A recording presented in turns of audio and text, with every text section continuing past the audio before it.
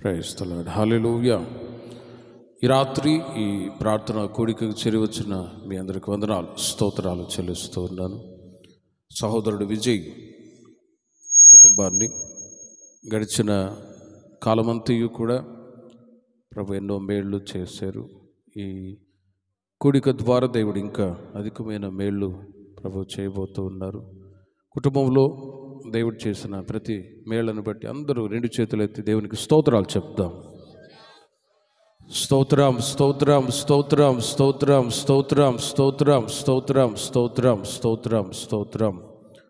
Bible గ్రంథంలో ఆదికాండం 25వ అధ్యాయం 11వ వాక్యాన్ని మనం చదువుకుందాం. అబ్రహాము మృతి పొందిన తరువాత దేవుడు అతని కుమారుడైన ఇస్సాకును ఆశీర్వదించెను అని అక్కడ వాక్య భాగంలో మనం చదువుతూ ఉన్నాం. దేవుడు ఇస్సాకును ఆశీర్వదించినట్లుగా వాక్య భాగంలో వ్రాయబడి ఉన్నది. మనం ఆరాధించుచున్న దేవుడు తన ప్రజలైన మనల్ని ఆయన ఆశీర్వదించేవాడు.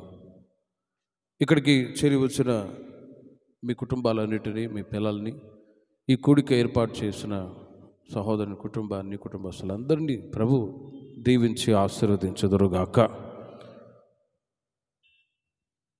ఆనాడు దేవుని యొక్క ఆశీర్వాదానికి వారసుడుగా పిలువబడినటువంటి వ్యక్తి అబ్రహాం. బైబిల్లో రాయబడి ఉన్నది, నీతిమంతుని తల మీదకి ఆశీర్వాదములు వచ్చును అని. మరి దేవుని యొక్క ఆశీర్వాదాలు పొందటానికి అందరూ అర్హులా అనే విషయాన్ని మనం ఆలోచించినట్లయితే చాలామంది అందరూ ఆశీర్వాదానికి వారసులా అని అడిగితే అవును అని చెప్పేవాళ్ళు ఉన్నారు, కాదు అని చెప్పేవాళ్ళు ఉన్నారు. మరి దేవుని యొక్క ఆశీర్వాదాన్ని పొందటానికి అందరూ అర్హులు కాదు అని వాక్యం చెప్తుంది. కారణం ఏంటంటే యేసుక్రీస్తు వారు ఈ లోకంలో 2025 సంవత్సరాల క్రితం ఈ లోకానికి వచ్చి మానవాళి కొరకై ప్రాణత్యాగం చేసి మరణాన్ని జయించి పునరుత్థానుడై 3వ దినమున సజీవుడే లేపబడ్డాడు. ఆ పునరుత్థానుడైన యేసుక్రీస్తుని ఎవరైతే విశ్వసిస్తారో అట్టి ప్రజలు దేవుని చేత ఆశీర్వాదాన్ని అనుభవిస్తారు. ఆశీర్వాదాలు అన్నప్పుడు ఏదో తినటానికి ఆహారం, ధరించుకోవటానికి వస్త్రాలు, ఆర్థిక అక్కర్లు ఇవన్నీ తీర్చిబడి క్షేమంగా ఉండడము అని అనుకుంటూ ఉంటారు చాలామంది. అది ఆశీర్వాదాలు కానే కాదు. ఆశీర్వాదాలు అంటే యేసుక్రీస్తు వారు చెబుతూ ఉన్నాడు, ఒకడు లోకమంతా సంపాదించుకొని తన ప్రాణాన్ని పోగొట్టుకుంటే అతనికి ఏం ప్రయోజనం?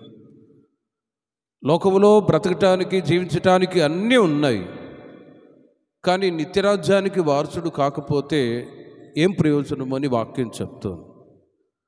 కనుకనే దేవాది దేవుడు తన ప్రజలైన మనల్ని ఒకటి లోకరీతిగా ఆశీర్వదిస్తాడు, రెండవది ఆత్మీయంగా కూడా దేవుడు తన ప్రజల్ని ఆశీర్వదించే దేవుడే ఉన్నాడు. యేసుక్రీస్తు యొక్క అడుగుజాడల్లో నడిపించబడ్డ ఆ రోజు నుండి ఈ రోజు వరకు మీరు దేవుని చేత పొందిన ఆశీర్వాదాలను బట్టి ప్రభు యొక్క నామాన్ని గణపరుస్తూ స్తుతిస్తూ ఈ విధంగా కృతజ్ఞత కోడికలు ఏర్పాటు చేసుకొని ప్రభునామాన్ని స్తుతించినప్పుడు మీరు పొందిన ఆశీర్వాదాలు రెట్టింపవునుగాక.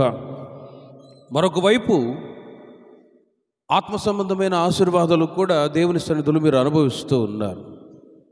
క్రీస్తుని మీరు స్వంత రక్షకునికి అంగీకరించి క్రీస్తు యొక్క అడుగుజాడలో నడిపించబడుతూ ఒక రోజున క్రీస్తు అనుగ్రహించి ఆ నిత్యరాజ్యానికి దేవుని ప్రజలైన మనం వారసులు అవ్వటానికి అర్హులుగా మార్చబడ్డాం కదా, అది నిజమైనటువంటి ఆశీర్వాదం. కాబట్టి ఈ లోక సంబంధమైన ఆశీర్వాదాలను బట్టి దేవుని ప్రజలైన మీరు సంతోషించక క్రీస్తు యొక్క అడుగుజాడలో నడిపించబడుతూ ఉన్నాం. ఒక రోజున నిత్యరాజ్యాన్ని మనము స్వాస్థ్యముగా ఆశీర్వాదంగా పొందబోతున్నాము అని ఎరిగి అందు విషయమై మీరు మరీ ఎక్కువగా ప్రభునందు సంతోషించుదురుగాక. ప్రేమిల వర్లారా, ఆనాడు అబ్రహాము, ఇస్సాకు, యాకోబు, యోసేపులు ఉన్నారు. వాళ్ళందరూ కూడా ప్రభు చేత ఆశీర్వదించబడ్డ వాళ్ళే. వారికి ఏది కూడా తక్కువ కాలేదు. కానీ అన్ని ఆశీర్వాదాలు పొందిన తర్వాత బైబిల్లో అబ్రహాం గురించి వ్రాయబడి ఉన్నది, ఆయన పునాదులు గల పట్టణం కొరకు ఎదురు చూస్తూ వచ్చాడు. ఈ లోకరీతిగా అన్ని ఆశీర్వాదాలు ప్రభు నీవు అనుగ్రహించావు కదా, అయితే ఇప్పుడు ఆ పునాదులు గల పట్టణం కొరకై నీవు సిద్ధపరిచిన ఆరాధ్యం లోనికి నేను నా కుటుంబం చేరాలి అని ఆ వాంఛతో ఎదురు చూస్తూ వచ్చాడు. కనుకనే దేవుని ప్రజలైన మనల్ని దేవుడు ఒకటి లోకరీతిగా ఆశీర్వదిస్తాడు, రెండవది భౌతికంగా ఆత్మీయంగానూ ఆశీర్వదిస్తాడు. ఈ రెండు ఆశీర్వాదాలు పొంది మీరు జీవించుచూ ఉన్నప్పుడు ప్రభువుకు సాక్షిగా జీవించి శేష జీవితాన్ని ప్రభు కొరకు మీ జీవితాన్ని అంకితం చేసుకొని ప్రభు కొరకే జీవించినట్లు మనం ప్రయాసపడదుముగాక. బైబిల్లో ఇప్పుడు చదివిన వాక్యాన్ని బట్టి ఆనాడు ఇస్సాకును దేవుడు ఆశీర్వదించాడు. మరి ఆ ఆశీర్వాదాలు ఎలా వచ్చాయి అంటే వాళ్ళ తండ్రి పొందినటువంటి ఆశీర్వాదాలను బట్టి కుమారుడు కూడా ఆశీర్వాదాన్ని పొందాడు. బైబిల్ కూడా చెప్తుంది, తల్లిదండ్రులు నీతిమంతులుగా ఉంటే ఆ నీతిని బట్టి ఆ ఆశీర్వాదాలు పిల్లలు అనుభవిస్తారు. ఒకవేళ తల్లిదండ్రి అనీతిమంతులుగా ఉంటే ఆ అనీతిని బట్టి శాపం అనేది పిల్లలు జీవితాల్లో అనుభవిస్తూ ఉంటారు. అందుకే యెషయా గారు కూడా ఓ సందర్భాన్ని చెప్పారు. ఆ మధ్య ట్రైన్ ఎక్కితే ఓ చిన్న బాబు వచ్చి ధర్మం చేయండి బాబు అని అడుగుతున్నాడట. చిన్న బాబు, చూడటానికి బాగున్నాడు. ఆ చిన్నవాడు అడుక్కు తింటూ ఉన్నాడు రైల్వే స్టేషన్లో.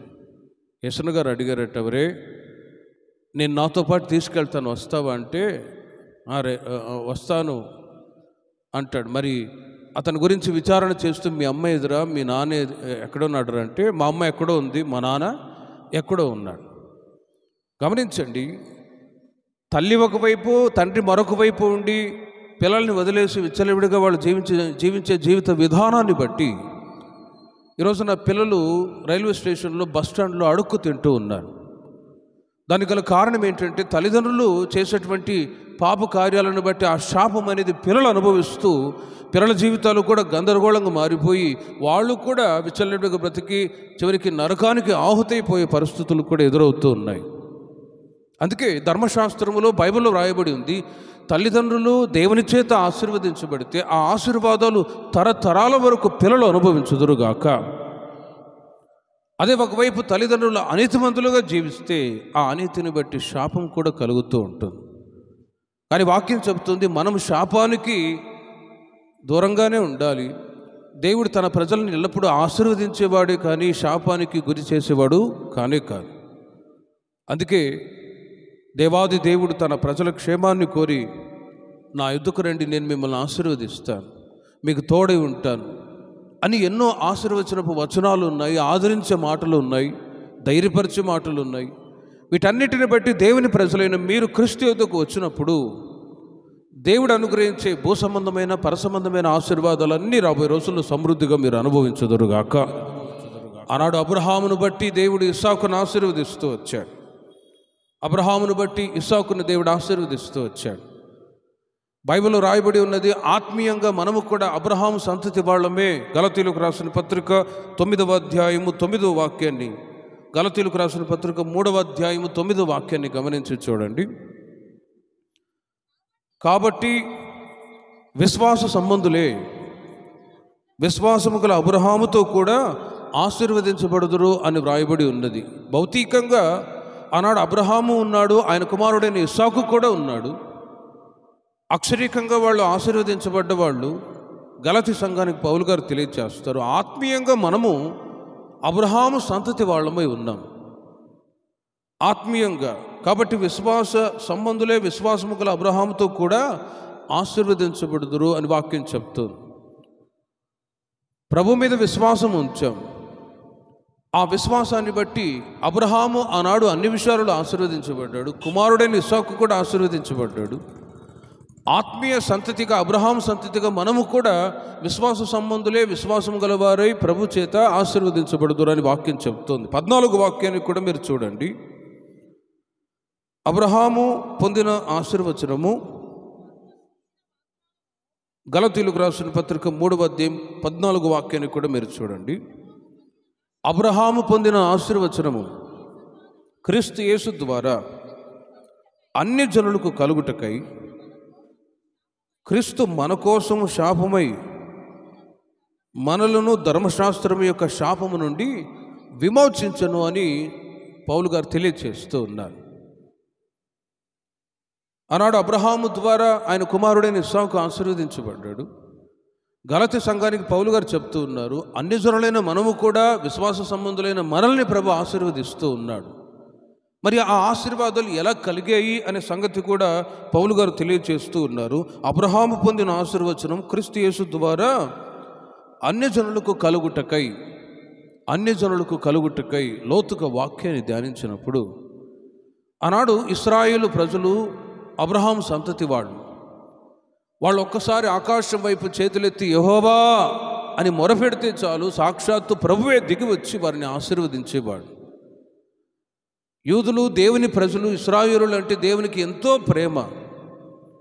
అట్టి ప్రజలు ఆశీర్వాదానికి పొందటానికి మొదట వారు వారసులై ఉండటానికి పిలువబడ్డారు. రోజులు గడిచే కొలది ఇశ్రాయేలు ప్రజలు అరణ్యయాత్రలో దేవునికి కోపం పుట్టించేటట్లు ప్రవర్తించారు.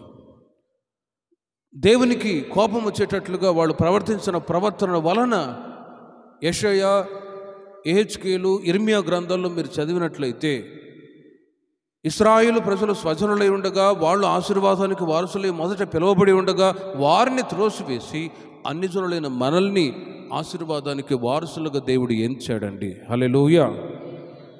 గనుకనే ఆ మాటలో ఉన్న వాక్యాన్ని అర్థాన్ని మీరు గమనించండి. క్రీస్తు యేసు ద్వారా అన్ని జనులకు కలుగుటకై క్రీస్తు మన కోసము శాపమై మనలను ధర్మశాస్త్రం యొక్క శాపము నుండి విమోచించును రాయబడి ఉంది. శాపాన్ని కొట్టివేయటానికి యేసు క్రీస్తు వారు ఈ లోకానికి వచ్చారు. మానవ జీవితానికి పెట్టినటువంటి శాపం, పాపకరమైనటువంటి అనుభవాల్లో నుండి దేవుడు విడుదల చేయటానికి యేసుక్రీస్తు వారి లోకానికి వచ్చారు. మరి శాపం ఏంటి అని ఒకవేళ అడిగితే, ఆ మధ్య ఒక కుటుంబంలో నేను కృష్ణా జిల్లాలో సేవ చేస్తున్నప్పుడు తరచుగా ప్రతి వారం ఒక ఊరికి వెళ్ళి అక్కడ కూడిక ఏర్పాటు చేసేవాళ్ళు. ఓ చెట్టుకి ఒక గొట్టాన్ని కట్టి ఒక చిన్న స్పీకర్ పెట్టుకొని కూటం ఏర్పాటు చేసి ఒక ఇంటి వాళ్ళు కూటాన్ని ఏర్పాటు చేయడానికి కావాల్సిన వసతులు కల్పించేవాళ్ళు. ఆ ఇంటిలో ఉన్నటువంటి ఆ తల్లిగారు అంటారు, అయ్యా మా కోసం ప్రార్థన చేయండి, ఏమైంది మీ కుటుంబానికి అని అంటే, వాళ్ళు అంటారు 2 సంవత్సరాలు 3 సంవత్సరాలకు ఒకళ్ళు మా ఇంట్లో ఎవరో ఒకళ్ళు చనిపోతున్నారు అయ్యా, ఎవరో ఒకరు చనిపోతున్నారు. గత సంవత్సరంలో మా అల్లుడు చనిపోయాడు, అంతకుముందు సంవత్సరం మా కూతురు చనిపోయింది, ఏదో ఒక మరణం. ఎందుకమ్మా ఇలా జరుగుతుంది అని అంటే, ఆమె స్వతహా తన మాటలోనే అంటది, గతంలో మా తల్లిదండ్రులు, పూర్వ పితరులు వాళ్ళు దేవునికి విరోధంగా జీవించిన జీవితాన్ని బట్టియే మా కుటుంబానికి శాపం వచ్చింది, అందుకే ఇలా కలుగుతుంది అని ఆమె ఒప్పుకున్నదండి. ప్రేమైన వాళ్ళారు, అందుకే మునుపు మీతో చెప్పాను, వాక్యం కూడా చెప్తుంది, తల్లిదండ్రులు చేసినటువంటి పాపాన్ని బట్టి శిక్ష ఎవరికి వస్తుంది? పిల్లలకు వస్తుంది. మరి పిల్లల మీదకి శిక్ష రాకుండా ఉండాలి అంటే తల్లిదండ్రులైన వాళ్ళు నీతిమంతులుగా జీవించినప్పుడు ఆ శాపం అనేది కొట్టివేయబడుతుంది. గనుకనే యెహెజ్కేలు, ఇర్మియా గ్రంథాల్లో కూడా దేవుడు ప్రవక్తల ద్వారా చాలాసార్లు హెచ్చరిస్తూ ఉండేవాడు, ఇదిగో మీరు చేసినటువంటి పాపం మీ పిల్లల మీదకి రాకుండా మీరు నీతిమంతులుగా ఉండండి అని హెచ్చరించేవాడు. లేదు మేము మా ఇష్టానుసారంగా మేము బ్రతుకుతామంటే ఇక దానికి తగిన పరిణామం మీరు అనుభవిస్తారు అని ప్రవక్తల ద్వారా హెచ్చరిస్తూ ఉన్నప్పుడు కొంతమంది వాళ్ళు మనసును మార్చుకునే వాళ్ళు, మరికొంతమంది వాళ్ళ జీవిత విధానాన్ని మార్చుకునే పరిస్థితుల్లో వాళ్ళ జీవితాల్లో శాపం, వాళ్ళ పిల్లల జీవితాల్లో కూడా శాపాన్ని తెచ్చిపెట్టుకుంటూ ఉండేవాడు. కానీ ప్రియమైన వారలారా, అట్టి శాపము నుండి విడుదల చేయటానికి యేసుక్రీస్తు వారు ఈ లోకానికి వచ్చారు. మానవాళి కొరకై ప్రాణత్యాగం చేసి మరణాన్ని చేయించి పునరుత్థానుడగుట చేత ఎవరు క్రీస్తు యొద్దకు వచ్చి తమ పాపాలన్నీ ఒప్పుకొని విడిచిపెట్టి ఓ నవీన స్వభావాన్ని ధరించుకొని క్రీస్తు కొరకు జీవించాలని ప్రయాసపడతారో అట్టివారు దేవుని యొక్క ఆశీర్వాదానికి వారసులుగా పిలువబడుదురుగాక. అందుకే పేతురు రాసిన మొదటి పత్రిక 3వ అధ్యాయం 9వ వాక్యంలో రాయబడి ఉన్నది, ఎవరైతే క్రీస్తును విశ్వసించి క్రీస్తు యొక్క అడుగుజాడల్లో నడిపించబడుతూ ఉంటారో ఆశీర్వాదమునకు వారసులవటానికి మీరు పిలువబడుతురు కనుక కీడుకు ప్రతి కీడైనను దూషణకు ప్రతి దూషణైనను చేయక మీరు దీవించుడి అని వ్రాయబడి ఉన్నది. మనము దేవుని యొక్క ఆశీర్వాదానికి వారసులవటానికి పిలువబడ్డాం. కాబట్టి రాత్రి దేవుడు మిమ్మల్ని మీ సంతతిని తరతరాల వరకు ఆశీర్వదించుదురుగాక. ఇస్సాకును ఆశీర్వదించినట్లు మీ కుటుంబాలని కూడా మీ సంతతిని కూడా దేవుడు ఆశీర్వదించుదురుగాక. మరి ఆశీర్వాదాలు దేవుడు ఊరకే తన ప్రజలకు ఇస్తాడా అంటే ఇవ్వడండి. ప్రేమిన వర్లరా, మనిషి యొక్క పర్సనాలిటీని చూసి ఆశీర్వదించే దేవుడు కానే కాదు. ఇదిగో వీళ్ళు ఎర్రగా ఉన్నారు, వీళ్ళు ధనవంతులు, వీళ్ళనే ఆశీర్వదిస్తాను అనేవాడు కాదు. వీళ్ళు నల్లగా ఉన్నారు, వీళ్ళు పేదవాళ్ళు అని వీళ్ళని ఆశీర్వదించను అనే దేవుడు కానే కాదు. ప్రేమిన వర్లరా, మనిషి యొక్క స్వభావాలను బట్టి దేవుడు ఆశీర్వదిస్తాడు. Depend upon our characters. స్వభావాలను బట్టి దేవుడు ఒక వ్యక్తిని ఆశీర్వదిస్తాడండి. కనుకనే బైబిల్ని లోతుగా ధ్యానించినప్పుడు ఆనాడు ఇస్సాకు ఆశీర్వాదాన్ని పొందటానికి ఆయనలో కొన్ని ఆత్మ సంబంధమైన సుగుణాలు ఉన్నాయి కాబట్టి దేవుడు ఆశీర్వదించాడు. అట్టి సుగుణాలు ఈ రాత్రి మీరు దేవుని వాక్యము ద్వారా విని అట్టి స్వభావాలు మీరు కలిగి ఉన్నారనుకోండి, ఇప్పుడు పొందిన ఆశీర్వాదాలు మీ జీవితాల్లో రెట్టింపవునుగాక, మీ పిల్లల జీవితాల్లో కూడా రెట్టింపవునుగాక. మరి ఇస్సాకు దేవుని చేత ఆశీర్వదించబడటానికి అతనిలో ఉంటున్న సుగుణాలు ఏంటి? మనిషి యొక్క స్వభావాలను బట్టే దేవుని యొక్క ఆశీర్వాదాలు ఉంటాయి, కానీ మనిషి యొక్క పైరూపాన్ని చూసి దేవుడు ఎప్పుడు కూడా ఆశీర్వదించడండి. ఆశీర్వదిస్తాడు. ఆశీర్వదించడానికి మనిషి యొక్క స్వభావాలు మంచిగా ఉండాలి. ఆదికాండం 26వ అధ్యాయం 2-3 వాక్యాలు గమనించండి. ఆదికాండం 26వ అధ్యాయం 2-3 వాక్యాల్లో యెహోవా అతనికి ప్రత్యక్షమై, నీవు ఐగుప్తులోనికి వెళ్ళక నేను నీతో చెప్పు దేశమందు నివసించుము, ఈ దేశమందు పరవాసువై ఉండుము, నేను నీకు తోడే ఉండి నేను నిన్ను ఆశీర్వదిస్తాను అని దేవుడు ఇస్సాకుతో తెలియచేశాడు. మీరు గమనించండి, ఇదిగో నీవు ఫలాని చోటుకి వెళ్ళు, అక్కడ నివసించు, అక్కడ నీవు ఉన్నట్లయితే నేను ఆశీర్వదిస్తాను. కొన్ని విషయాలు, కొన్ని మాటలు ఇస్సాకుతో దేవుడు చెప్పాడు. ఇలాంటి మాటలే గతంలో కూడా ఇస్సాకు తండ్రి అయిన అబ్రహాంతో కూడా దేవుడు చెప్పాడు. ఇదిగో అబ్రహాం, నీవు ఉంటున్నటువంటి నీ ప్రాంతాన్ని, స్వజనులను విడిచిపెట్టి నేను చూపించే దేశానికి నీవు బయలుదేరి వెళ్ళు, అక్కడ నేను నిన్ను ఆశీర్వదిస్తాను అన్నాడు. ఆదికాండం 22వ అధ్యాయము 18వ వాక్యంలో కూడా మీరు చూడండి. మరియు నీవు నా మాట వినినందున భూలోకములోని జనములన్నీ నీ సంతానం వలన ఆశీర్వదింపబడును. అక్కడ మీరు గమనించండి, నీవు నా మాట వినినందున అనే మాట ఒక మాట చాలా ముఖ్యమైనది. అబ్రహాము దేవుని చేత ఆశీర్వదించబడటానికి ఒకటి, దేవుని యొక్క మాట విన్నందువలననే దేవుడు అబ్రహాంని ఆశీర్వదించాడు. దేవునికి మహిమ కలుగునుగాక. అబ్రహాంతో మాట్లాడినట్లుగానే ఇప్పుడు ఇస్సాకుతో కూడా దేవుడు మాట్లాడుతూ ఉన్నాడు. ఇదిగో ఇస్సాకు, నీవు గెరారు అనే ప్రాంతానికి వెళ్ళు, అక్కడ నేను నిన్ను ఆశీర్వదిస్తాను అని అబ్రహాంతో ఏ విధంగా మాట్లాడాడో అదేవిధంగా తన కుమారుడైన ఇస్సాకుతో కూడా మాట్లాడుతూ వచ్చాడు. కాబట్టి ఇస్సాకు కూడా తను అనుకున్నాడు, నా తండ్రిని ప్రభు ఆశీర్వదించాడు కదా, ఇప్పుడు ఆయన చెప్పినట్లుగా నేను కూడా నడిచినట్లయితే ఖచ్చితంగా నన్ను కూడా ఆశీర్వదిస్తాడు అని దేవుడు చెప్పినట్లుగానే ప్రభు మాట విని గెరారు అనే ప్రాంతానికి వెళ్ళి అక్కడ నివసించుచూ ఉండగా ప్రభు ఇస్సాకును ఆశీర్వదించెను. దేవునికి మహిమ కలుగునుగాక. గమనించండి ప్రేమిన వర్లరా, మనిషిని దేవుడు ఆశీర్వదించాలి అంటే ముఖ్యముగా ఒక వ్యక్తి దేవుని యొక్క మాట వినాలి. దేవుని చేత మీరు మీ సంతతి వాళ్ళు ఆశీర్వదించబడాలి అంటే ప్రేమిన వర్లరా, ఊరకే ఆశీర్వదించడు. దేవుని మాట ఎవరైతే వింటారో వారు దేవుని యొక్క ఆశీర్వాదానికి వారసులు అవుతారు. హల్లెలూయా. మనుషుల మాట వినడం కంటే ఎవరి మాట వినాలి? యేసయ్య మాట వినాలి. ఆదాము అవ్వ ఆనాడు దేవుని యొక్క మాట వినకపోవటం ద్వారానే ఏదైనా తోటలో నుండి వెలివేయబడి శాపాన్ని తెచ్చిపెట్టుకున్నారు. సౌలు దేవుని యొక్క మాట వినకపోవటం చేతనే రాజరికాన్ని కోల్పోయాడు.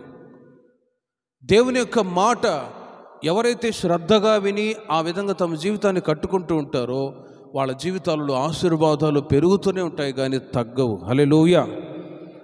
దేవుని యొక్క ఆశీర్వాదాలు దేవుని యొక్క మాటలోనే ఉన్నది, దేవుని యొక్క మాటలోనే ఉన్నది. యెషయా గ్రంథం 1వ అధ్యాయము 9వ వాక్యాన్ని మీరు చూడండి. యెషయా గ్రంథం 1వ అధ్యాయం 9వ వాక్యంలో, మీరు సమ్మతించి నా మాట వినిన యెడల భూమి యొక్క మంచి పదార్థములను అనుభవింతురు. మీరు సమ్మతించి నా మాట వినిన యెడల మీరు భూమి యొక్క మంచి పదార్థములను అనుభవిస్తారు అని అక్కడ ఇశ్రాయేలు ప్రజల గురించి మాట్లాడుతూ దేవుడు చెప్తూ ఉన్నాడు. ఇశ్రాయేలు ప్రజలు ఎలాంటి వాళ్ళంటే, వాళ్ళు కొన్నిసార్లు దేవుని యొక్క మాట వింటారు, వాళ్ళకి కష్టాలు ఇబ్బందులు రాగానే దేవుడు లేడు గీవుడు లేడు అనే రకం. మేలు జరిగినప్పుడేమో దేవుని స్తుతిస్తారు, మా దేవుడు గొప్పోడో గొప్పోడో గొప్పోడు అంటారు.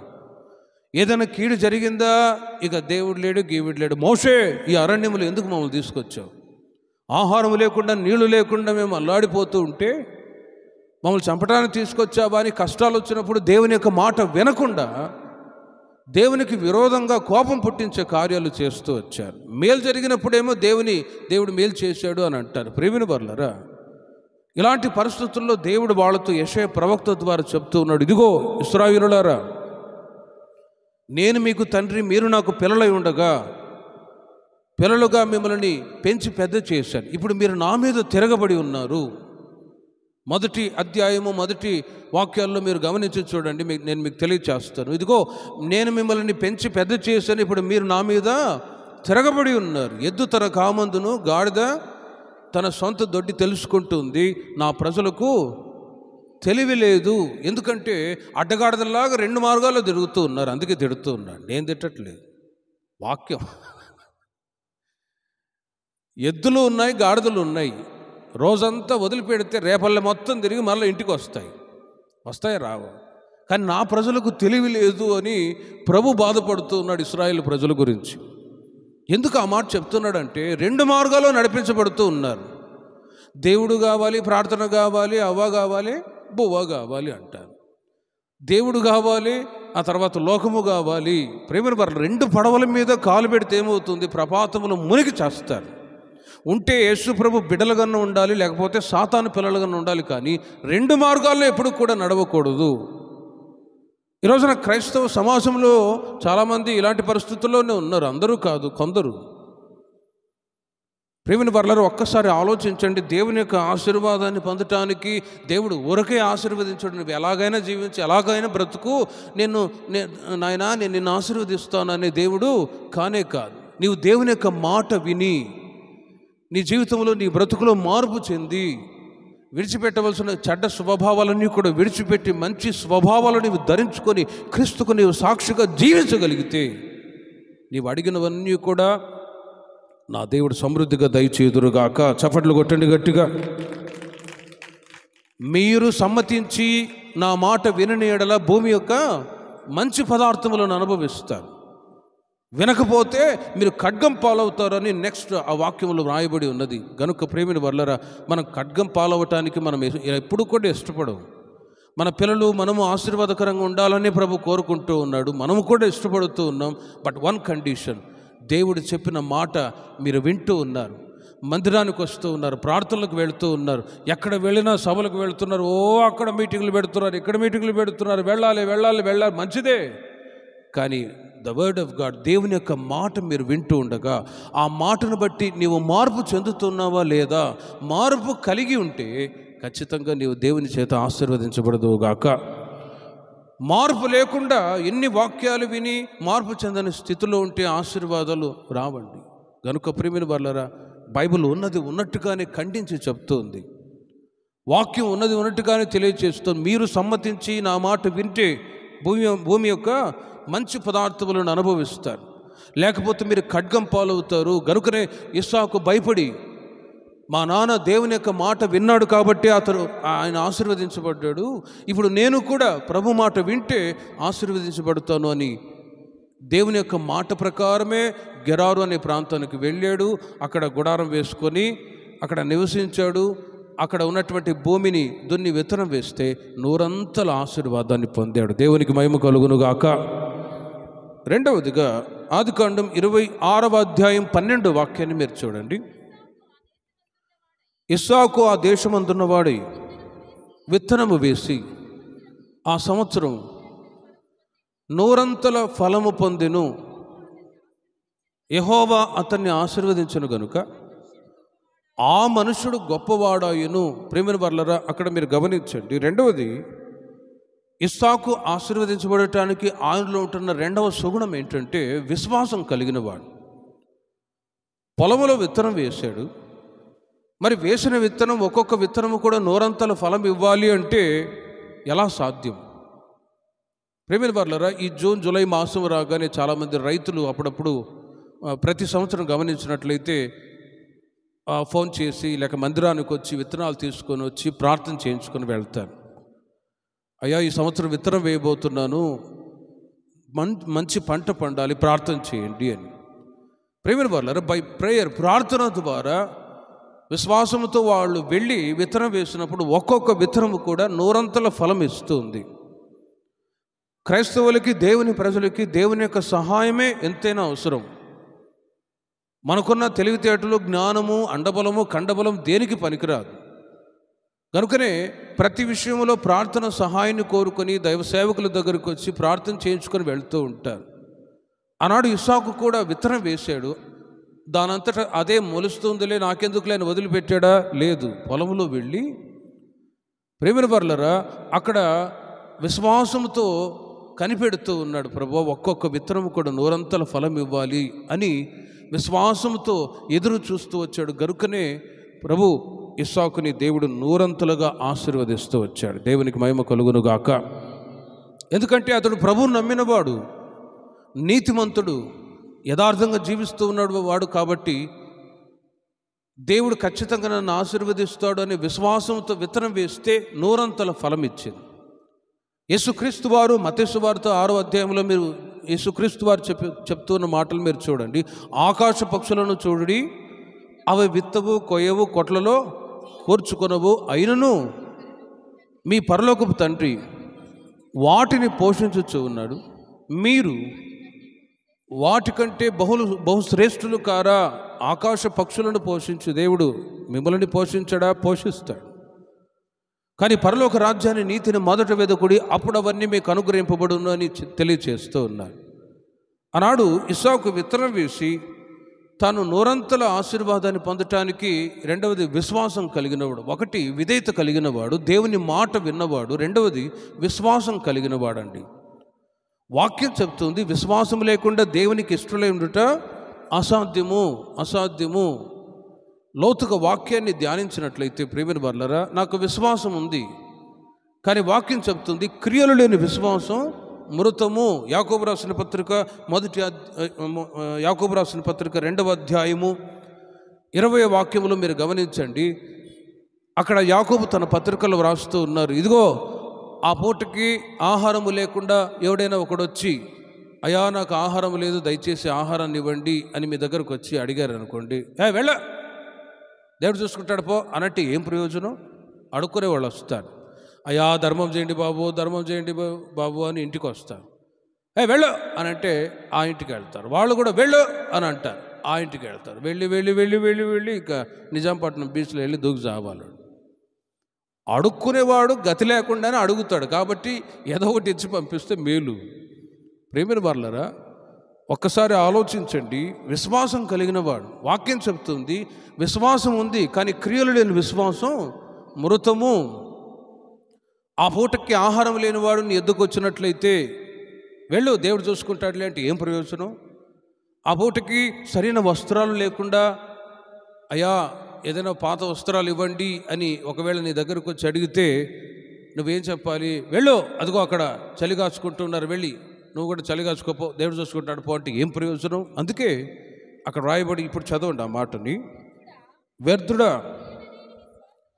క్రియలు లేని విశ్వాసము నిష్ఫలమైనదని. చూడండి, క్రియలు లేని విశ్వాసం నిష్ఫలమైనది, వ్యర్థమైనది. కాబట్టి ప్రేమిన వర్లరా, ఈరోజున దేవుని చేత మీరు ఆశీర్వాదాన్ని పొందాలి అని పిలువబడ్డారు. ఇంకా నా దేవుడు మిమ్మల్ని మీ సంతతిని ఆశీర్వదించుదురుగాక. బట్ ఆశీర్వాదాన్ని పొందటానికి ఒకటి దేవుని యొక్క మాట మీరు వింటూ ఉన్నారు, వాక్యాలు వింటూ ఉన్నారు, ఆ వాక్యానుసారంగా మీరు జీవించి చూడండి.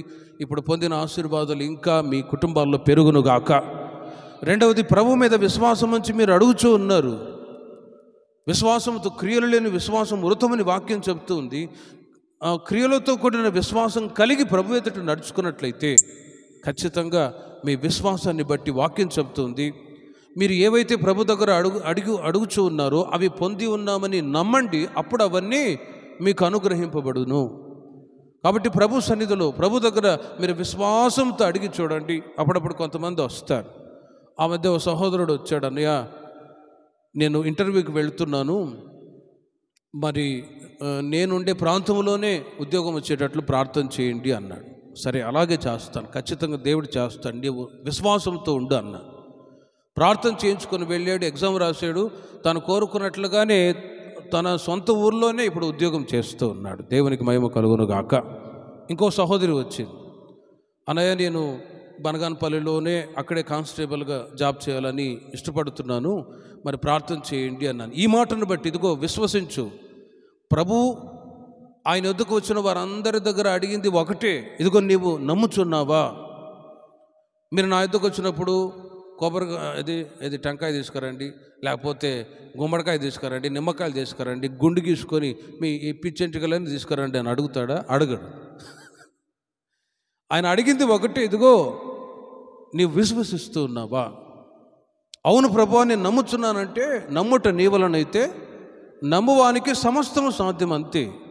మీరు నా ఎదుకు వచ్చినప్పుడు అది తీసుకురండి ఇది తీసుకురండి అని ఎప్పుడు కూడా ప్రభు అడగలేదండి. నీవు విశ్వసిస్తూ ఉన్నావా? ఈ మాటను బట్టి ఆ సహోదరితో చెప్పాను, అమ్మా నీవు విశ్వసించు, ఖచ్చితంగా దేవుడు చేస్తాడని. అదేవిధంగా ఆ సహోదరి కోరుకున్నట్లుగానే ఇప్పుడు బనగానపల్లిలో కానిస్టేబుల్గా జాబ్ చేస్తుంది. దేవునికి మహిమ కలుగును గాక. ప్రేమిన వర్లారా, ఇలా విశ్వాసము ద్వారానే దేవుడు తన ప్రజల పట్ల మేలు చేస్తూ ఉన్నాడు. మరి ఈ రాత్రి దేవుని ప్రజలైన మీరు ప్రభు మీద ఉంచినటువంటి విశ్వాసంలో ఇంకా మీరు విశ్వాసంలో పెరిగినట్లయితే మీరు అడుగు వాటికంటే ఊహించిన వాటికంటే అత్యధికంగా నా దేవుడు మేలులు చేయుదురుగాక. హల్లెలూయా. ఆదికాండం 26వ అధ్యాయము 14వ వాక్యాన్ని కూడా మీరు చూడండి. 3వది, గొర్రెల ఆస్తియు గొడ్ల ఆస్తియు కలిగినందున ఫిలిస్తీయులు అతని యందు అసూయపడిరి. 14వ వాక్యము 22వ వాక్యాన్ని కూడా మీరు గమనించండి. 26వ అధ్యాయము 14వ వాక్యము 22వ వాక్యం, ఆ రెండు వాక్యాలు గమనించండి. అతడు అక్కడ నుండి వెళ్ళి మరి ఒక బావి త్రవ్వించెను, దాని విషయమై వారు జగడమాడలేదు గనుక అతడు, ఇప్పుడు యెహోవా మనకు ఎడమ కలుగజేసి ఉన్నాడు గనుక ఈ దేశమందు అభివృద్ధి పొందుదము అని. ప్రేమిన వర్లారా, ఆ రెండు వాక్యాలు మీరు జాగ్రత్తగా ఆలోచించండి. ఆదికాండం 26వ అధ్యాయము 14వ వాక్యం 22వ వాక్యంలో అక్కడ ఇస్సాకు గెరార్ అనే దేశంలో ఉండి దేవుని మాట ప్రకారము వెళ్ళి అక్కడ ఆశీర్వదించబడుతూ ఉన్నాడు. రెండవది, విశ్వాసంతో విత్తనం వేసి ప్రార్థిస్తూ ఉండగా దేవుడు ఆశీర్వదిస్తూ ఉన్నాడు. క్రమముగా సంవత్సరం ఆశీర్వాదాలు పొందుతూనే ఉన్నాడు. విత్తనం వేస్తూ ఉన్నాడు, 100% పంట పండి ఆశీర్వాదకరంగా కొనసాగుతూ ఉంటే ప్రక్కనున్న ఫిలిస్టీయులకి ఇస్సాకు మీద అసూయ కలిగిందండి. అసూయ కలిగింది. మన భాషలో అయితే కడుపు మంట అంటారు. ఏమంట? కడుపు మంట. ప్రేమిన వర్లారా, అసూయ కలిగి వాళ్ళు ఏం చేశారంటే, ఇస్సాకు పొలంలో నీళ్లు పెట్టడానికి ఉదయాన్నే వెళ్ళి చూడగా వాళ్ళ నాన్న త్రవ్వించినటువంటి బావులన్నింటిలో కూడా మన్ను రాళ్ళు వేసి పూర్తి చేశాడు. అప్పుడు ఇస్సాకు ఏం చేశాడంటే 2 చేతులు ఎత్తి ప్రార్థన చేస్తున్నాడు, ప్రభువా ఎవరైతే ఈ కీడు చేశారో వారినే నీవు ఆశీర్వదించు అన్నాడండి. మనమైతే ఊరుకుంటామా? ఇక నోటికొచ్చిన ఇంగ్లీష్ ఇటలీ భాష మొత్తం తిట్టేస్తాం. ఎవరదేని మరి ఇంగ్లీష్ ఇటలీ భాష ఏదో మీరే ఆలోచించండి. ఈ ఇసుకపల్లిలో ఇంకా చెప్పని అవసరమే లేదు. సామెలన్న చెప్తూ ఉంటాడు, వామ్మో ఇసుకపల్లి వాళ్ళని మంచిగుంటే మంచిగా ఉంటారు, లేకపోతే ఇంకంతే. మీరు మంచోళ్ళే, వాక్యం బట్టి ఉదాహరణ చెప్తున్నాను అంతే. ప్రేమిన వారలారా, ఇస్సాకు ఆనాడు 100% సంవత్సరం ఆశీర్వదించబడుతూ ఉంటే ప్రక్కన ఉన్న ఫిలిష్తీయులకి భయంకరమైన అసూయ కలిగి ఇస్సాకు వాళ్ళ నాన్న త్రవించిన బావులన్నింటిలో కూడా మన్ను రాళ్ళు, సరే 1 సంవత్సరం అలా కీడు చేస్తే పర్వాలేదు, నెక్స్ట్ ఇంకొక సంవత్సరం కూడా అలాగే కీడు చేశారు. కీడు చేయటానికి బదులుగా ఇస్సాకు, నీవు త్రవ్విన బావి మాది అని చెప్పి గొడవాడుతూ ఉన్నారు, జగడమాడుతూ ఉన్నారు. ఇక ఇస్సాకు ప్రియమైన వారలారా, ఆయన అసూయ లేనివాడు, ఎవరితో కూడా గొడవాడని వ్యక్తి. హల్లెలూయా. ఒక్కసారి ఆలోచించండి, లోతుగా వాక్యాన్ని ధ్యానించినట్లయితే ఇస్సాకు ఆశీర్వదించబడటానికి ఆయనలో ఉంటున్న 3వ సుగుణం ఏంటంటే అసూయ లేనివాడు, ఆ తర్వాత జగడమాడని వ్యక్తి, జగడమాడని వాడు. ఫిలిష్తీయులు వచ్చి గొడవాడుతూ ఉన్నా కూడా, ప్రభా నువ్వే చూసుకో నాయన, వారిని నువ్వే చూసుకో అని చెప్పి ప్రభు చేతికి అప్పగించి మౌనంగా ఉండి, వీళ్ళతో ఎందుకు గొడవ అని చెప్పారు. పక్కన బావిని తవ్వి అక్కడ జలలు గల నీటి ఊట ఉబికితే ఆ నీళ్లతో ఆ సంవత్సరం పంటను పండించుకొని, వాళ్ళకు పొరపాటున వాళ్ళకి విరోధంగా గొడవాడట్లేదు, అసూయతో వీడు శత్రువులు క్రియ చేసినా వాళ్ళకి విరోధంగా ఇస్సాకు మాత్రం ఏ మాట మాట్లాడకుండా మౌనంగా ఉండిపోయాడు. ప్రేమిన వారలారా, ఒక్కసారి ఆలోచించండి. రోజులు గడిచిపోతున్నాయి, సంవత్సరాలు గడిచిపోతూ ఉన్నాయి. ఈ ఫిలిష్తీయులు సంవత్సరం కీడు చేస్తూ ఉండగా వీళ్ళకే భయం పట్టుకున్నది. ఇన్నిసార్లు వాడికి విరోధంగా గొడవాడుతూ ఉన్నా, కీడు చేయాలనుకున్నా, అతను మాత్రం మౌనంగా ఉన్నాడే. సీక్రెట్గా వచ్చి ఒకవేళ చంపేస్తాడేమో ఓ భయం. చూడండి, వాక్యం చెప్తుంది, శత్రువుల ముందు విందును సిద్ధపరిచే దేవుడు మన దేవుడు. నీతిమంతులుగా యథార్థంగా జీవిస్తూ పనిచేస్తూ ఉన్నప్పుడు పొరపాటు చేసే వాళ్ళకి భయం పుట్టుకుంటుంది. ఆ మధ్య ఒక విశ్వాసి కానిస్టేబుల్, ఆయన అన్నయ్య నా కొరకు ప్రార్థన చేయండి, నేను కానిస్టేబుల్, నా పై అధికారులు నువ్వెందుకు లంచం తీసుకోవట్లేదు, మేము తీసుకుంటున్నా కదా, నువ్వు తీసుకోవట్లేదు అంటున్నారు. నేను తీసుకోవట్లేదు, నేను చర్చికి వెళ్తాను అన్నా కూడా నన్ను ఫోర్స్ చేస్తూ ఉన్నారు. ఎందుకంటే వాళ్ళకు భయం, వీడు తీసుకోవట్లేదు, ఎప్పుడైనా పై అధికారులకు పట్టిస్తాడా అని. ఈ రోజుల్లో అది ఎక్కువ భయం. అందుకే భయపడుతూ ఆలోచించి టేబుల్ దగ్గర పెట్టండి, తీసుకుంటామంటారు లంచాలు.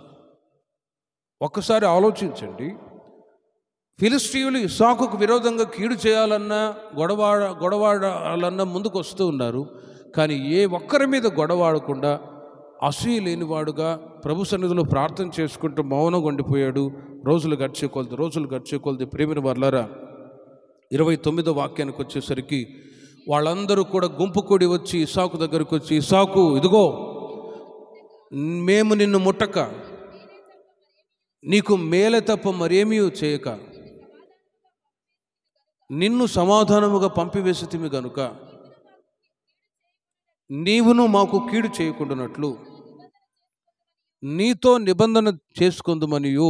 ఆదికాండం 26వ అధ్యాయము 29వ వాక్యం ఇప్పుడు చదివారు. ప్రేమిన వారలారా, ఒక్కసారి ఆలోచించండి. శత్రువులకి భయం వేసింది, వీళ్ళు ఎప్పుడైనా నాకు విరోధం కీడు చేస్తారేమో అని.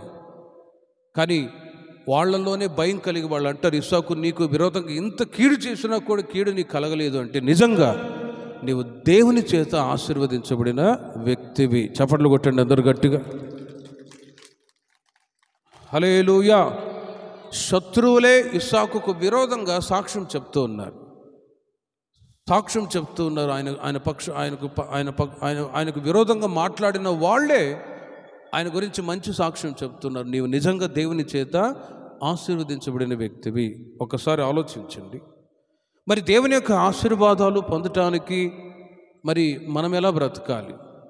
ఒకటి, దేవుని యొక్క మాటకు విధేయత చూపాలి. రెండవది, విశ్వాసం కలిగి ఉండాలి. మూడవది, అసూయ లేని వారుగా, ఆ తర్వాత గొడవాడని వ్యక్తులుగా ఉందురుగాక. ఇంతవరకు గొడవ ఆడారేమో నాకు తెలియదు, గొడవ ఆడారేమో. ఇక మీదట గొడవ ఆడకుండా అసూయ లేని స్వభావాలు కలిగి ఉన్నారనుకోండి, ఖచ్చితంగా ఇప్పుడు పొందిన ఆశీర్వాదాలు రెట్టింపవునుగాక. అసూయ ఉంటుంది, ఒకళ్ళు ఆశీర్వదించబడుతూ ఉంటే ఇంకొకళ్ళు ఆ మధ్య గుంటూరులో జరిగిన సంఘటన. సొంత అన్నదమ్ములు ఉన్నారు, ఇద్దరు ముగ్గురు అన్నదమ్ములోళ్ళు, పెళ్ళి అయింది, పిల్లలు. ఆస్తుల విషయంలో గొడవ. ఆస్తుల విషయంలో గొడవలు వచ్చి ప్రేమిన బర్లలో ఒక సహోదరుని ఒక పాప పుడితే మరి ఆ కుటుంబస్తుల మధ్యలో గొడవ వచ్చి ఆ చిన్న పాపని పొలంలో తీసుకొని వెళ్ళి చంపేశారండి. ఆ చైన్ కూడా తీసుకొని చిన్న పాపని చంపేశారు. తర్వాత పోలీసు ఇన్వెస్టిగేషన్లో తేలింది ఏంటంటే సొంత సహోదరుల మధ్యలో ముగ్గురు అన్నదమ్ములు అయితే వాళ్ళని ఇంకొక సహోదరుడు ఇలా కీడు చేశాడు అని. కాబట్టి ప్రేమిన వారలారా, మానవుని జీవితంలో అసూయ అనేది ఎంతటి వరకు తీసుకొని వెళ్తూ ఉందంటే ఈ రోజున చివరికి మరణాన్ని కలుగజేసేటట్లుగా. కనుకనే ఇద్దరు ముగ్గురు అన్నదమ్ములు అక్కచెల్లెలు ఉన్నారు అనుకోండి, ఆస్తుల విషయంలో గొడవ పడకుండా సమానంగా మీరు ఆస్తిని పంచుకొందరుగాక. పంచుకోవాలి, తప్పదు. అన్నదమ్ములు అక్కచెల్లెలు బాగానే ఉంటారు, ఏది పెళ్ళయ్యేంత వరకు. పెళ్ళైన తర్వాత చూడాలి. ఇక ఆ మధ్య ఇద్దరు బయటకు వచ్చి కొట్టుకుంటూ ఉన్నారు. నేను బ్రదర్ పరిగెత్తాం, పదర ఇడిపిద్దామని. వాళ్ళు అంటారు, నువ్వెందుకు పోతావు, వాళ్ళిద్దరు అన్నదమ్ములేలే, వాళ్ళు మమ్మల్ని కొట్టేటట్టున్నారు. మందిరానికి పక్కనే, ఇక్కడ వేరే చోట. వాళ్ళ అన్నదమ్ములే, ఆస్తులు గొడవ. ప్రేమిన వర్లరా, ఈ లోకంలో ధనము ఆస్తి ఇవేవి కూడా శాశ్వతమైనది కాదు, బ్రతకటానికి అవసరమే. అందునిమిత్తం ఆస్తుల నిమిత్తం కుటుంబ వ్యవస్థని అసమాధానంగా మార్చుకోకుండా ఆనాడు ఇస్సాకు ఎవరి మీద అసూయపడలేదు, గొడవలేదండి. ప్రభువా, నీవు ఎవరైతే శత్రువులుగా క్రియేట్ చేస్తున్నారో వారినే నీవు ఆశీర్వదించు అన్నాడు. కాబట్టి ఇస్సాకు ఆనాడు 100% దేవుని చేత ఆశీర్వదించబడ్డాడు. అట్టి ఆశీర్వాదాలు మీరు మీ సంతతి వాళ్ళు కలకాలం పొందుదురుగాక. ఆదికాండం 24వ అధ్యాయము 63వ వాక్యం. ఆదికాండం 24వ అధ్యాయము 63వ వాక్యాన్ని గమనించినట్లయితే, సాయంకాలమున ఇస్సాకు పొలంలో ధ్యానింప వెళ్ళి, చాలు, ఇస్సాకు పొలంలో ధ్యానింప వెళ్ళి అనే మాట గమనించండి. దేవుని యొక్క ఆశీర్వాదాలు ఊరకే దేవుడు తన ప్రజలకు ఇచ్చేవాడు కాదు. మనలో ఇస్సాకు వలె భక్తులు ఏ విధంగా జీవించారో అదేవిధంగా మనలో ఒక మంచి సుగుణాలు ఉండాలి. మనం ఆరాధించుచున్న దేవుడు ఆయన సుగుణాల సంపన్నుడు. అందుకే ఆ పాట పాడి ప్రభునామాన్ని గణపరచుచూ ఉన్నాం. క్రీస్తులో ఉంటున్న ఆ సుగుణాలు ఇప్పుడు మనం ధ్యానిస్తున్న ఇస్సాకులో ఉంటున్న 4వ స్వభావం ఏంటంటే పొలంలో కూర్చొని ధ్యానిస్తూ ఉన్నాడు. ఏం ధ్యానిస్తూ ఉన్నాడు? కీర్తనలు మొదటి 3 వాక్యాలు చూడండి. దుష్టుల ఆలోచన చొప్పున నడవక, పాపల మార్గమున నిలవక, అపహాసకులు చోటును కూర్చుండక. చూడండి, యెహోవా ధర్మశాస్త్రమునందు ఆనందించుచు దివారాత్రము దాన్ని ధ్యానించువాడు ధన్యుడు. అతడు నీటి కాలువలను నాటబడిన వాడై ఆకువాడకు తన కాలమందు ఫలమిచ్చు చెట్టువలే ఉండును. అతడు చేయనిదంతయు సఫలమగును. ఈ మాటను బట్టి మీరు చేయనిదంతయు నా దేవుడు సఫలము చేయునుగాక. మీరు విశ్వసించండి, ప్రతి ఆశీర్వాదం వెనుక ఒక్కొక్క కండిషన్ ఉంటుంది, అంతే. గతంలో మీరు ఎన్నో వాక్యాలు విని ఉండవచ్చు. ఆశీర్వదిస్తాడు, ఇదిగో ఇదిగో ఇదిగో ఇదిగో అంటాడా? సరే, దాని వెనుక ఆశీర్వాదం వెనుక మనలో ఒక మంచి సుగుణాలు కూడా అవసరం. ఊరకే ప్రభు ఆశీర్వదించాడు. ఆశీర్వదించటానికి ప్రేమిన వర్లరా, ఇస్సాకు పొలములో ధ్యానిస్తూ ఉన్నాడు. దేవునికి మహిమ కలుగునుగాక. లోకములో దుష్టులు ఉన్నారు, పాపులు ఉన్నారు, అపహాసకులు ఉన్నారు.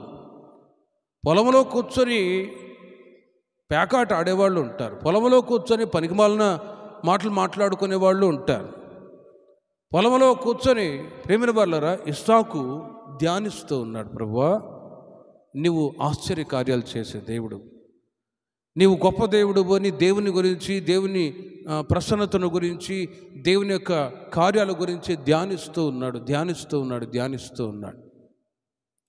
ప్రేమిన వర్లారా, ఈ రోజున దేవుని ప్రజలైన మనము కూడా ధ్యానించాలి. వేటిని ధ్యానించాలి?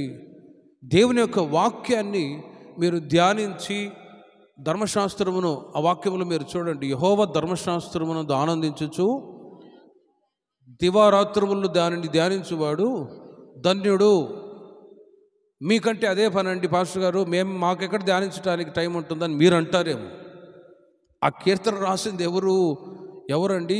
He's a king. రాజుగా ఉన్న దావీదు కీర్తనాకారుడు. రాజు ఉన్న దావీదు, రాజుగా ఉన్నవాడికి ఎన్ని బిజీ కార్యక్రమాలు ఉంటాయి చూడండి, అన్నీ ప్రక్కన పెట్టి ద ప్రెసెన్స్ ఆఫ్ గాడ్, దేవుని యొక్క సన్నిధిని ప్రేమిస్తూ ఉన్నాడు. హల్లెలూయా. దేవుని యొక్క వాక్యాన్ని ధ్యానిస్తూ ఉన్నాడు. హల్లెలూయా. నా జీవితకాలం అంతా మీ మందిరములో నివాసము చేయకూడదును అని ఆ వాంఛతో బ్రతుకుతూ ఉన్నాడు. 24వ కీర్తన 7వ చరణంలో కూడా యెహోవా యొద్ద ఒక్క వరం అడిగి తిని ఆయన సన్నిధిలో ధ్యానించుటకు, 24వ కీర్తన 7వ చరణం 27:4 యెహోవా యొద్ద ఒక్క వరం అడిగి తిని దానిని నేను వెదుకుచూ ఉన్నాను. యెహోవా ప్రసన్నతను చూచుటకును ఆయన ఆలయములో ధ్యానించుటకును నా జీవితకాలం అంతయు నేను యెహోవా మందిరములో నివాసము చేయకూడదును అని రాజుగా ఉన్న దావీదు చెప్పిన మాటలండి. ఇట్టి వాంఛ, ఆసక్తి ఇక్కడ చేరివచ్చిన మీ కుటుంబాల్లో, మీ జీవితాల్లో, మీ పిల్లల జీవితాల్లో ఉండునుగాక. ప్రభు మీద, దేవుని మందిరాన్ని గురించిన ఆసక్తి, ప్రార్థనను గురించిన ఆసక్తి, దేవుని యొక్క వాక్యాన్ని గురించిన ఆసక్తి మీలో భక్షించుచూ ఉన్నప్పుడు వాక్యం చెప్తుంది, నన్ను గనపరచు వారిని నేను కూడా గనపరుస్తాను. దేవుని మందిరానికి రావాలి, ఆయన సన్నిధికి వచ్చి వాక్యాన్ని ధ్యానించాలి, చదవాలి, ఆయన సన్నిధిలో ఆరాధన చేసుకోవాలి, నేను నా కుటుంబం యెహోవాను సేవించాలి అనే ఆ ఆసక్తి మీలో ఉందనుకోండి, నన్ను గనపరచు వారిని నేను కూడా గనపరుస్తానంటాడు. మరి ఆశీర్వాదాలు రావాలి అంటే ప్రభు దగ్గరకు వచ్చి, ప్రభు సన్నిధికి వచ్చి దేవుని యొక్క వాక్యాన్ని విని ధ్యానిస్తూ ఆ విధంగా నీ జీవితాన్ని కట్టుకుంటూ రావాలి. అప్పుడే ఆ ఘనత, మలాకిలో దేవుడు అంటాడు, ఇదిగో నేను తండ్రినైతే నాకు రావాల్సిన ఘనత ఏది, మీరు నన్ను గణపరచడానికి నా ఎద్దుకు వస్తున్నారా అని ప్రభు అడుగుచూ ఉన్నాడు. ఈ రాత్రి దేవుని యొక్క ఆశీర్వాదాలు పొందటానికి ప్రియమైన వారలారా, దేవుని యొక్క మందిరాన్ని, దేవుని యొక్క వాక్యాన్ని, దైవభక్తిని మీరు ఎంత వెతుకుతారో అంతగా భౌతికమైన ఆశీర్వాదాలు అడక్క మునిపే నా దేవుడు మీకు అనుగ్రహించుదురుగాక. ప్రభువుని వెతికి చూడండి, అప్పుడు ప్రభు మిమ్మల్ని వెతుక్కొని వస్తాడు. ఓ సమయం వస్తుంది, అప్పుడు వెతికినా కూడా ఏమి దొరకవు. కనుకనే వాక్య ఆమోసు గ్రంథంలో రాయబడి ఉంది, రాబోయే రోజుల్లో ఆహారము వలన వచ్చి కొరత కాదు, వాక్యం కరువగును అని రాయబడి ఉంది. వాక్యం కరువవును. వాక్యం ఎందుకు కరువు అవుతుందండి? రేపలలో ఎన్నో చర్చలు ఉన్నాయని మీరు అంటారు. ఆరోగ్యకరమైనటువంటి బోధ కరువైంది, ఆరోగ్యకరమైనటువంటి బోధ. కాబట్టి ప్రియమైన వారలారా, సముద్రాలు దాటి వెళ్ళి అక్కడ వాక్యాలు ఉన్నాయి, ఇక్కడ వాక్యాలు ఉన్నాయి, ఇక్కడ చెప్పేవాళ్ళు ఉన్నారు, అక్కడ వాక్యాలు చెప్పేవాళ్ళు ఉన్నారని వెళ్ళినా కూడా వాక్యం కరువు అవుతుంది, ఆరోగ్యకరమైనటువంటి బోధ కరువు అవుతుంది. కాబట్టి ఆ భయంకరమైన కరువు దినాలు రాక మునిపే వాక్యాలు మీరు వింటూ ఉన్నారు. వీటిని హృదయములు మీరు భద్రపరుచుకొని వాటిని ధ్యానిస్తూ నెమరవేసి ఆ విధంగా మీరు, మీ పిల్లలు ఆత్మ సంబంధమైన ప్రతి ఆశీర్వాదాన్ని ప్రభు సన్నిధిలో మీరు అనుభవించుదురుగాక. ఇస్సాకు పొలంలో కూర్చొని ధ్యానిస్తూ ఉన్నాడు దేవుని యొక్క కార్యాలను బట్టి. గనుకనే ఆయన ధ్యానించే ఆ ధ్యాన జీవితాన్ని బట్టి, వాక్యాన్ని ధ్యానిస్తూ, దేవుని యొక్క ప్రసన్నతను ధ్యానిస్తూ ఉండగా ప్రభు అతన్ని ఆశీర్వదిస్తూ వచ్చాడు. ఆదికాండం 25వ అధ్యాయం 21వ వాక్యంలో, ఇస్సాకు భార్య గొడ్రాలు గనుక అతడు ఆమె విషయమై యెహోవాను వేడుకొనెను, యెహోవా అతని ప్రార్థన వినెను గనుక. గమనించండి, ఇస్సాకు 5వది ప్రార్థనా పరుడు. ఇస్సాకు తన భార్య నిమిత్తం ప్రార్థిస్తూ ఉన్నాడు, ప్రభువా మరి సంతానం కావాలి అని తన భార్య నిమిత్తం ప్రార్థన చేస్తే దేవుడు ఆమెకు గర్భఫలాన్ని ఇచ్చాడు. భార్య కొరకు భర్త ప్రార్థన చేస్తూ ఉన్నాడు. ఒక్కసారి ఆలోచించండి, దేవుని చేత ఆశీర్వాదాన్ని పొందటానికి 5వది ఇస్సాకు ప్రార్థనా జీవితం కలిగినవాడు. ఏ జీవితం కలిగినవాడు అండి? ప్రార్థనా జీవితం కలిగినవాడు. నిద్రపోవటానికి టైం ఇచ్చినవాడు కాదు, అనవసరమైన మాటలు వినటానికి శ్రద్ధ చూపినవాడు కాదు. దేని మీద శ్రద్ధ? ప్రార్థనా పరుడు అతను, ప్రార్థనా పరుడు. సొంత భార్య కొరకు. ఈ రోజున మీ కుటుంబాల్లో ఇట్టి ప్రార్థన జీవితం ఉండునుగాక. ఒకవేళ సంతానం కొరకు మీరు బాధపడుతూ ఉంటే ప్రార్థన చేసి చూడండి. ఒకరి నిమిత్తం ఒకరు ప్రార్థించే అనుభవం, ఒకరి నిమిత్తం ఒకరు ప్రార్థించే అనుభవాన్ని బట్టి మీ కుటుంబాల్లో ఇంకా లోటుపాట్లు ఏవైతే ఉన్నాయో అవన్నీ కూడా దేవుడు పరిపూర్ణంగా తీర్చివేయుదురుగాక. దేవుడు చేసిన మేళ్లను బట్టి ఇలా కృతజ్ఞత కోడిక ఏర్పాటు చేసుకొని ప్రభుని స్తుతించినప్పుడు ఆశీర్వాదాలు కూడా ఇంకా రెట్టింపగునుగాక. ప్రార్థనా జీవితాన్ని బట్టి ఆనాడు ఇస్సాకును దేవుడు ఆశీర్వదిస్తూ వచ్చాడు. ఆదికాండం 35వ అధ్యాయం 28వ వాక్యాన్ని చూడండి. చివరిగా ఆదికాండం 35వ అధ్యాయం 28వ వాక్యం. ఇస్సాకు బ్రతికిన దినములు 180 సంవత్సరములు. ఇస్సాకు కాలము నిండిన వృద్ధుడై ప్రాణము విడిచి మృతి పొంది తన పితరుల యొద్దకు చేర్చబడను అని వ్రాయబడి ఉన్నది. గమనించండి, ఇస్సాకు కాలము నిండిన వృద్ధుడై 180 సంవత్సరాలు బ్రతికాడు. ఆ 180 సంవత్సరాల జీవిత కాలములో దేవుడు అతన్ని ఆశీర్వదిస్తూ వచ్చాడు. 100% ఆశీర్వాదాన్ని అనుభవిస్తూ వచ్చాడు ఇస్సాకు కూడా. ఒకటి, విశ్వాసం కలిగిన వాడు. రెండవది విధేయత కలిగిన వాడు. ఒకటి. రెండవది విశ్వాసం కలిగిన వాడు. మూడవది అసూయ లేనివాడు, జగడమాడని వాడు. నాలుగవదిగా దేవుని వాక్యంతో సహవాసం కలిగిన వాడు. ఐదవది ప్రార్థనా జీవితం కలిగిన వాడు. ఈ 5 అనుభవాలను బట్టి, ఆయనలో ఉంటున్న ఈ 5 సుగుణాలను బట్టి ప్రేమిన వర్లరా 180 సంవత్సరాలు బ్రతికి ప్రభు సన్నిధికి వెళ్ళి నెమ్మదిగా విశ్రాంతి స్థలానికి వెళ్ళాడు. ఒకసారి ఆలోచించండి, మనిషి యొక్క ఆయుష్ 60 సంవత్సరాలు, అధిక బలం ఉంటే 70 సంవత్సరాలు. కానీ ఈ రోజున మనిషి యొక్క ఆయుష్ తరిగిపోతుంది. 60-70 సంవత్సరాలు ఎక్కడ, 30-40 సంవత్సరాలు బ్రతికితే చాలు గొప్పది అంటున్నారు. ఇండియాలో మనిషి యొక్క ఆయుష్ 40 సంవత్సరాలే అని సైంటిస్టులు చెప్తూ ఉన్నారు. 40 సంవత్సరాల కంటే ఇక ఎక్కువ బ్రతికారంటే గ్రేటే. 40 సంవత్సరాలే మనిషి యొక్క ఆయుష్ అంటూ ఉన్నారు ఈ రోజుల్లో. దానికి గల కారణం ఏంటి? మనిషి తాను చేస్తున్న పాపాన్ని బట్టి, కీడును బట్టి ఆయుష్ అనేది తగ్గిపోతుంది. బైబిల్లో 969 సంవత్సరాలు మెతుషెల బ్రతికాడు. 930 సంవత్సరాలు ఆదాము బ్రతికాడు. ఆ రోజు నుండి మనిషి యొక్క ఆయుష్ పెరగడం కాదు కానీ తగ్గుతూ వచ్చింది. ఇస్సాకు 180 సంవత్సరాలు బ్రతికి కాలము నిండిన వృద్ధుడై ప్రాణము విడిచి పితరుల యొద్దకు చేర్చబడెను. 180 సంవత్సరాలు బ్రతికాడంటే ఈ పైన మునుపు మీతో చెప్పినటువంటి ఈ విధేయత, విశ్వాసము, అసూయ లేనివాడు, జగడమాడనివాడు, ప్రార్థనాపరుడు, ఆ తర్వాత దేవుని యొక్క వాక్యాన్ని ధ్యానిస్తూ ఉంటున్న ఆ మంచి సుగుణాలను బట్టి సామెతల్లో ఒక మాట రాయబడి ఉంది, మంచివాని జీవితంలో మంచితనాన్ని బట్టి అతడు ఎల్లప్పుడూ సంతోషంగా ఉండటానికి కారణమవుతుంది. గుడ్ పీపుల్, మంచి మనసు కలిగిన వాళ్ళు, మంచి వ్యక్తులు అని పిలువబడిన వాళ్ళు ఎల్లప్పుడూ ఆశీర్వాదకరంగా ఉంటారు, ఆరోగ్యకరంగా ఉంటారు. అయితే మనిషి యొక్క చెడుతనాన్ని బట్టి ఆశీర్వాదాలు, ఆరోగ్యము కూడా క్షీణించిపోతూ ఉంటుంది.